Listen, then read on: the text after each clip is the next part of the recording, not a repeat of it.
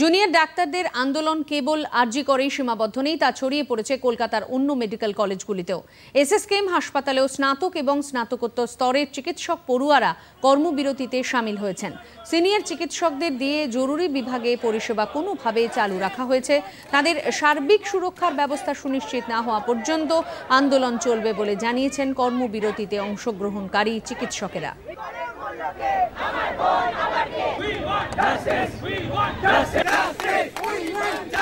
আমরা চাই এই যে একটা নৃশংস খুন, এর অবিলম্বে একটা আসল যারা খুনি তাদেরকে যেন আমরা ধরতে পারি।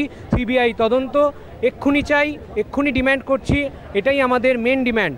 এর সঙ্গে থাকছে আমাদের আগামী দিনে যে এই রকমভাবে আমরা এখনও ডিউটি করে যাব, এতদিন ধরে যেটার ওপরে একদমই নজরদারি করা হয়নি সেটা হচ্ছে বেসিক সেফটি।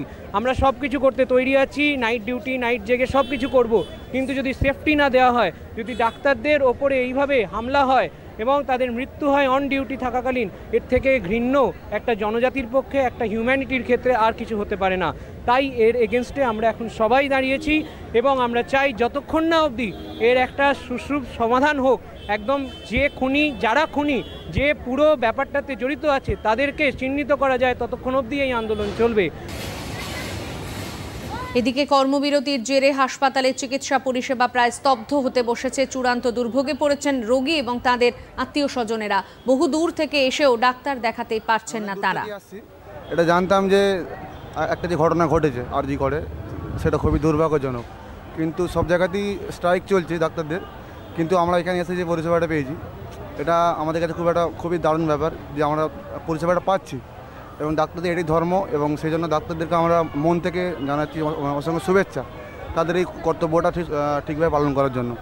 আমরা এটা সবাই খুশি এবং এটা খুব ভালো লাগছে যে ডাক্তাররা তাদের ধর্মঘটকে সরিয়ে রেখে এই যে তাদের কর্তব্যটা পালন করছে, এটা আমাদের কাছে খুব আনন্দকর ব্যাপার। খুবই জঘন্যপূর্ণ কাজ হয়েছে ওটা।